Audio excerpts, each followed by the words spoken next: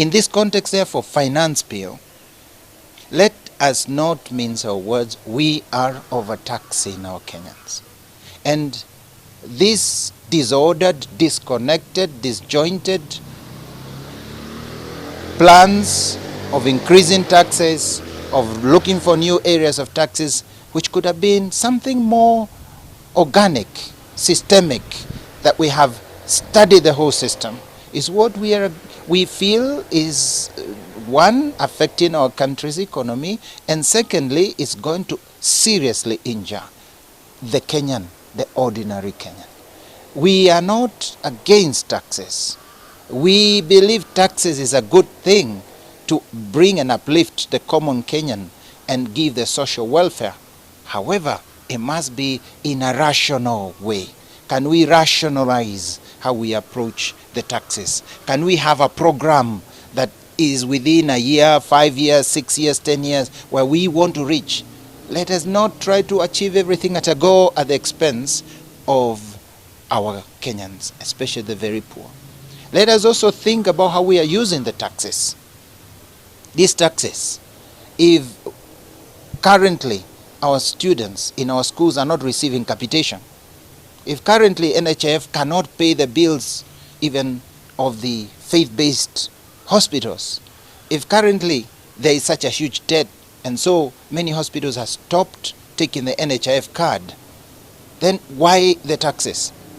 If currently we are also having the problem that we want to remove the support of students in universities, which family is going to support 2 children in university with 200,000 shillings a year? Where is this money being used properly? Therefore, right use of these funds must be also a consideration. When we hear that 30% of the income of public funds is being lost in corruption, that's what we should tap. That's what we should stop. Those are the losses that we must cut, so that then they go towards creating a better economic system and environment. So it cannot be a disjointed conversation. We must talk to corruption. We must talk to the use of the taxes. And we must talk to a reasonable demand, especially to the middle class, lower Kenyan, and especially the lower Kenyan. The fares of boda boda have become impossible. People are working more, and you don't have to go too far to see how many more people are working. Our boda people, the income has reduced, the informal sector. Now we want to go there and still cripple it further. I feel there must be some other way we can sit, and we have experts who can assist us together with government so as to find a reasonable, progressive and rational and strategic way of achieving the same goals of uplifting our country. Therefore, we have appealed to the government to listen to those voices that have been brought in the public participation, those voices of many Kenyans that have said, we are overtaxed. The economic situation is very unfavorable. We are strained economically, and therefore give us a breather. Let's look for an alternative way. Our legislators, kindly, let us be guided by conscience. Let nothing else influence our decision. Listen to the people and forget about the political divisions and pressures. This is not about which side, which political persuasion you have. It's about the good of the welfare of Kenyans. Let us vote, let us legislate for what best serves more than 80% of this country, that are Kenyans receiving less than 30,000 shillings a month as a family income. Kenya Kwanza should be very worried. And they should be worried that every finance bill since 2022 election can only pass through the state machinery. The first finance bill was in 2023. The day the MPs were voting, all the state machinery was marshaled to ensure that Kenya Kwanza get its way. And even political optics, it doesn't sit good for any administration. It doesn't sit good that for MPs to vote in parliament, you must barricade all the roads leading to parliament. You must deploy the police all over because the public is saying this is wrong. They should be very cautious of that. And I know that there is a factor that plays. It worked for William Ruto during Kenya Kwanza during campaign, but then it's working against him now in governance, the social media. The social media worked for him because it was one of the platforms that was largely used to run messaging. Remember, the mainstream media was not partly on his side. The mainstream media was divided. There were some that were supporting him, some were against him. But Uhuru Kenyatta also had a very big percentage, a very big stake in mainstream media. But the social media worked for him by running all the messagings, and that is why the likes of Vitumbi were to be employed so that they will run the propaganda narratives. But you cannot run government with propaganda. So currently, because they brought people social media, they said they are changing the conversation from tribes to issues. Kenyans bought it. And now Kenyans are out in arms, up in arms against them. And that is why I agree with those who say, and I agree with Dennis Itumbi, that Kenya Kwanza Finance Bill is one of the most debated. Their finance bills are the most debated. When they want to take pride with the mere fact that Kenyans are talking about those bills. But the truth also is that Kenyans are talking about those bills because those bills are unpopular. Not that they are talking, they are supporting. They are talking because they are opposing it. Uhuru Kenyatta used to have finance bill. We used to have finance bill even before Kenya Kwanza.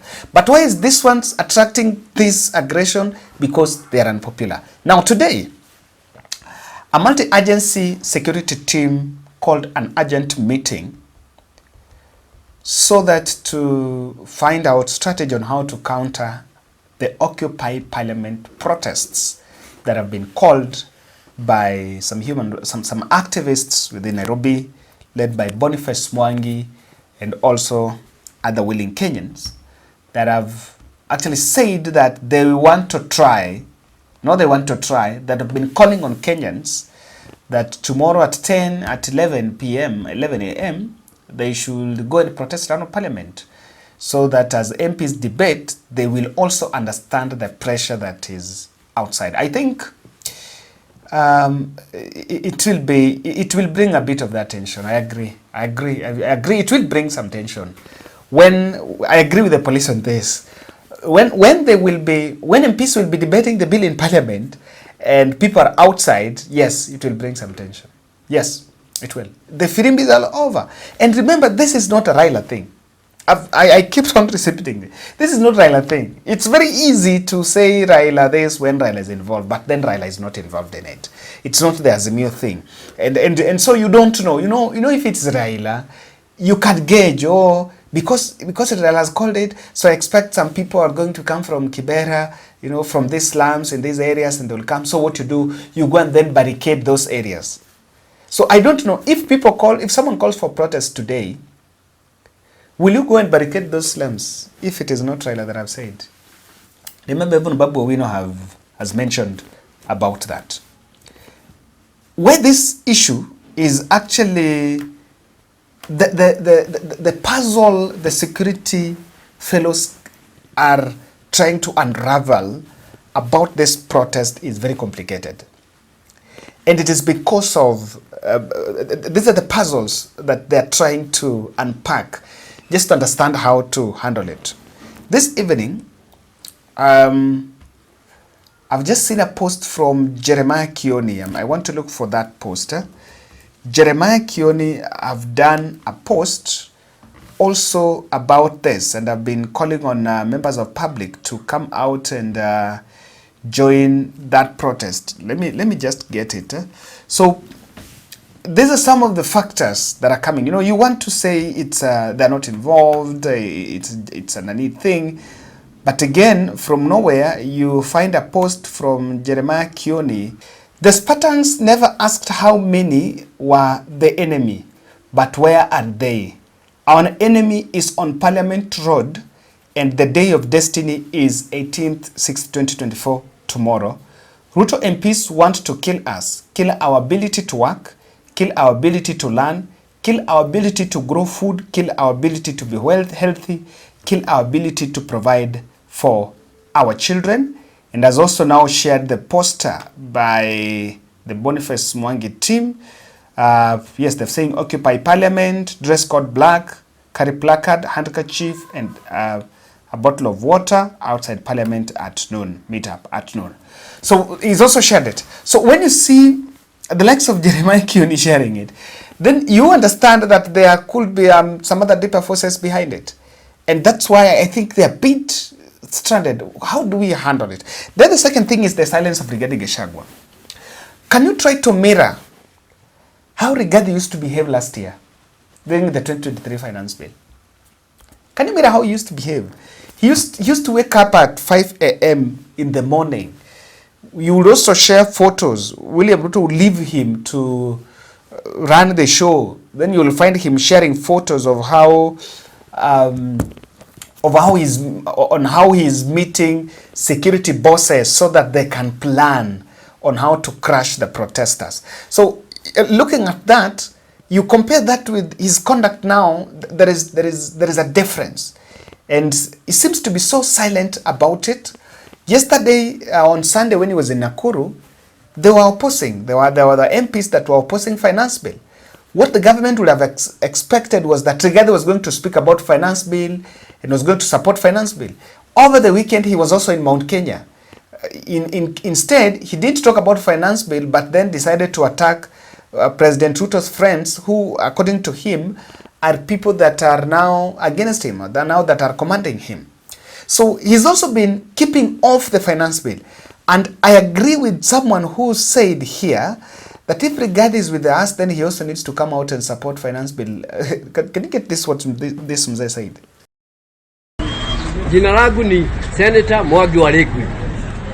Na mimi nauliza Bwana Gachagua, kama uko pande yetu, kwa nini usiseme hii Finance Bill ni mbaya? Unaogopa nini? Tumeikataa, hatutaki hii kitu. Itakuja kuharibu sisi. Finance Bill haitusaidii. Hata wachana na hii unasema hii one vote hii. Mimi nataka useme Finance Bill si mzuri, itakandamiza. Kwisha. That's what we are talking about. The silence of Rigathi comes at a big push because comes as a big surprise even to the security forces, because the other day Kalonzo was saying that Kikuyus need to lead in that protest as other Kenyans follow. So what am I saying there? You will realize that there seems to be some setback on his end.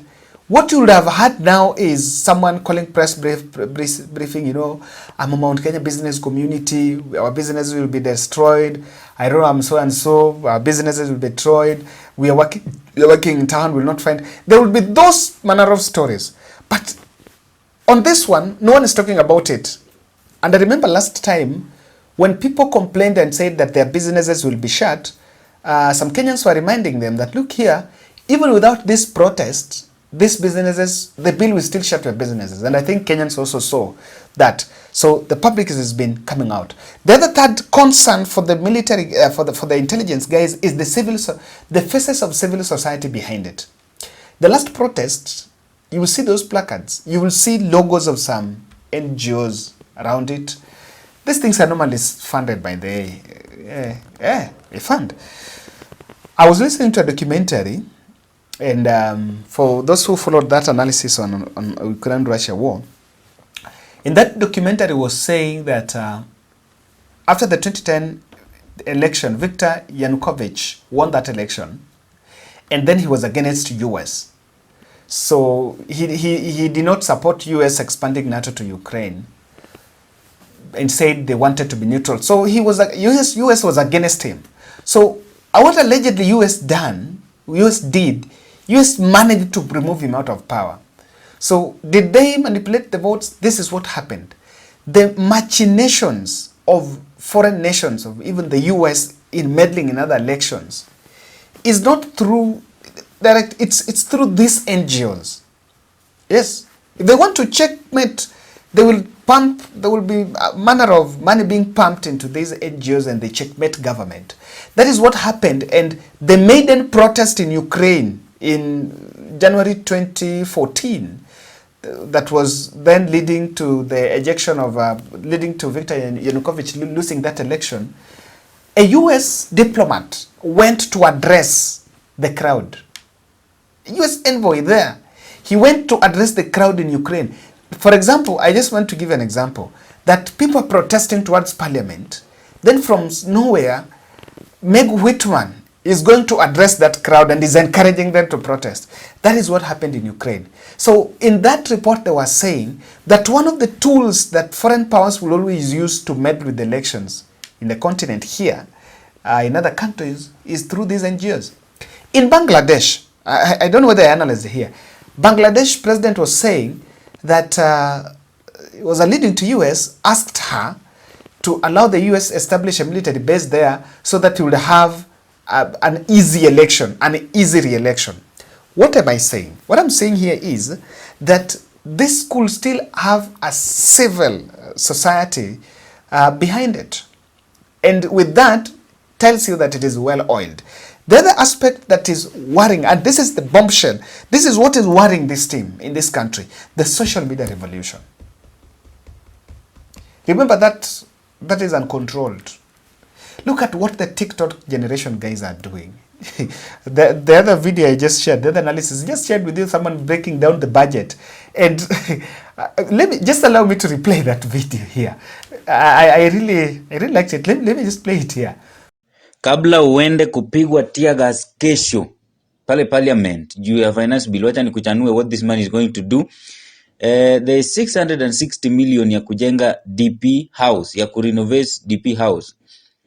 Hii pesa ina renovate DP's house kwa sababu hata wewe ukiona hii roof mabati iko na kichaka, na Gachagua amekuwa akilala nje, hata analala kwa gari, hana nyumba. Wacha ajengewe nyumba. Hiyo pesa iko sawa na ni kidogo, wacha ajengewe nyumba. Number 2, kuna 800 million ambayo inaitwa confidential expenditure. Hii pesa haufai kujua.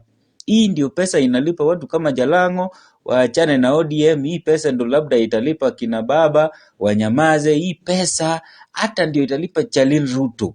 Yani hii pesa ni ya kupiga sherehe ile, haufai kujua na si issue yako, funga macho. Yes.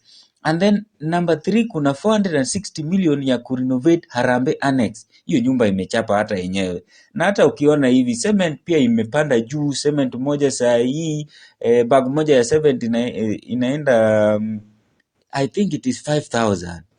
Si ni ngiri 10.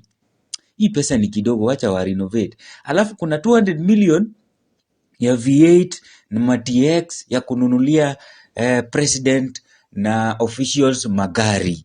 Na hii ndio unapata ni kama hii pesa ndio iko sawa kabisa, kwa sababu uliona juzi president hana gari hadi inabidi achukue chopa kutoka nje ndio travel. Anachukua mandege expensive kwa sababu hana gari. Wacha anunue gari. 200 million si pesa kubwa.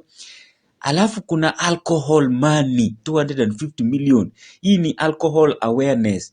Pesa tu, yani vijana wamelewa mpaka wanalala kwa barabara hadi imabidi gava itenge 250 million kuokoa na kuokota vijana kwa barabara. Ni nyinyi mnalewa, ni nyinyi mnapiga sherehe, wacha muokotwe na 250 million.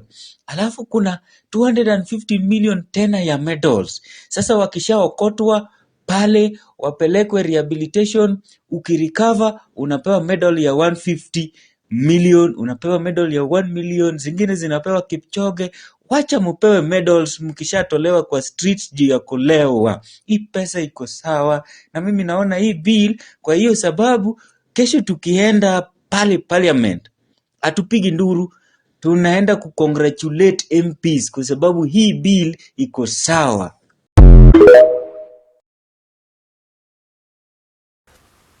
This guy was breaking down the budget to people to understand. Then it is in TikTok. That video is in TikTok. So who are these fellows in TikTok? It's not us. Maybe it's these young people, the generation Z, kidogo, up and there. And they are biting, and it's been broken down in a manner they can bite. So remember, you can gag mainstream, but the social media revolution is a big thing in this country. It's coming up. It's a very big thing. And even that is causing a problem because you can't judge. So who is this person gonna come? The TikTokers will go there to look for content. But I repeat, it should worry the president that for you to pass the finance bill, you must deploy the police. It's not a good place to sit. It's not a good place because remember, we've just been peaceful, everything is fine. But for you, because this bill is supposed to help the people. Even Uhuru Kenyatta had unpopular policies. But I can't remember any day that Uhuru Kenyatta had to deploy police in parliament for finance bill to pass. And by the way, Ruto does not have an opposition. Uhuru Kenyatta one had strongest opposition in the history of this country. That NASA team, Raila, Kalonzo, Wetangula, that NASA team was very strong. Even Mudavadi was part of that NASA team. It was a very strong force.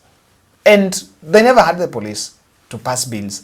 There will be protests outside, and there were no protests about finance, but there will be protests outside, corruption here and there. But in parliament, it never got to it. And so it's something that needs some brainstorming, even for the policy makers. They must make sure that if you have to pass a policy and surround people by the police, it's not a good place to be. Now, this is the caution. And this is what I think. There should be an element of restraint. Just like what I saw happened last time. Kenyans are normally very peaceful. By the way, these protests, it only goes empirical evidence. Even last year's protest. When the police, you just allow these fellows to walk. They'll walk and they sing. I've seen people singing. Let them sing across town. Let them sing. So long as wale watu matatu and the other, they're not interfering. And normally they don't normally do that because if you leave the crowd, by the way, you just stand by the side and this side and leave the crowd to sing and show their aggression, there's no problem.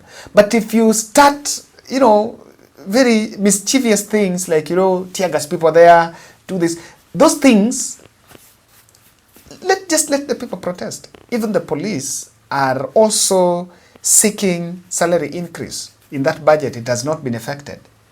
So if that budget is to pass, if people are resenting about the budget, it's for all of us. It's not just for some few individuals. And now, why we must be cautious on breach of human rights? Because the first one is the breach of human rights will create more resentment. We will not want to run very bad headlines like last week headlines that some 2 people, I don't know, are shot, dead, protesting about finance bill. Those are the kind of headlines that the country should not have. And no one wants to report those stories because those headlines will increase the resentment. If you kill 2, then the next day if you go to social media, people share all those photos and say, now we want to come out in our numbers to see if we can kill us. So I think we should have a lot of restraint. Because this aggression is not about an individual, by the way. This aggression is not about an individual. This is about the bill. Number 2, the discourse can change from bill to public suppression. Now, and let me explain this part. Now the discussion is about finance bill. Now, if you mismanage, if you misbehave with the crowd, then the discourse will change that the government is against us. Let the point of contact, let the point of difference between government and the people be that finance bill. It should not be about our rights, let's not take it there. And that is why I believe these are some of the things that happened last year. And I wish we learned these lessons. I'm cagey looking at this because even last year we covered finance bill and we covered the resentment. Let us not entertain, and let us not bring a situation where what Kenyans are protesting about is about our rights that have been violated by the police. This conflict should not turn as a police-civilian conflict. Why? If it takes that angle, then after finance bill, it will still continue. People still say, so and so, this and our rights have been violated, we need to protest. Then after finance bill, we again protest against rights violation. So I believe we should be very cagey. We should be very strict. We should restrain and be able to control the crowd in a manner that we are not going to get into that. The third aspect here is this bill is unpopular. So it does not show, it's not true that only those who will go to parliament are the ones that are opposing it. That those will still be in the offices and they're also opposing it. Yes. That those who will be in different workplaces, they have to go to work, but they are also against it. So the bill is unpopular. Now, when you violate people's rights because they are showing resentment, you seem to be forcing things, and that is not a very good angle. And lastly, I think the IMF and the World Bank are highly mentioned as the authors of this bill. Highly mentioned as the authors of this bill. So the aggression may turn ugly, that we are protecting our rights, we are demanding our rights, the public is demanding their stake, and the state is protecting the foreign interest. I don't want to get into that. I don't want to envision that, because if someone says this bill has been authored by IMF and World Bank because some of these policies are, the agenda, then it says that the bill is against us, but the government is also is not protecting us. So that means the government is advancing a Western agenda while the people are advancing the Kenyan agenda. That will not be a good place to be.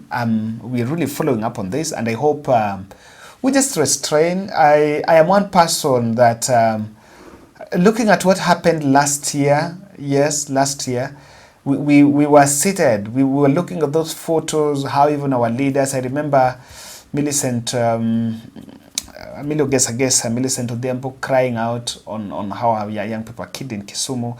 I will not entertain this. I don't trust Kenya Kwanza on handling such matters, and that's why I'm a big supporter that yes, we can get out, yes, we can picket, but I wish we restrain and don't do what we did last year, at least this time. Thank you.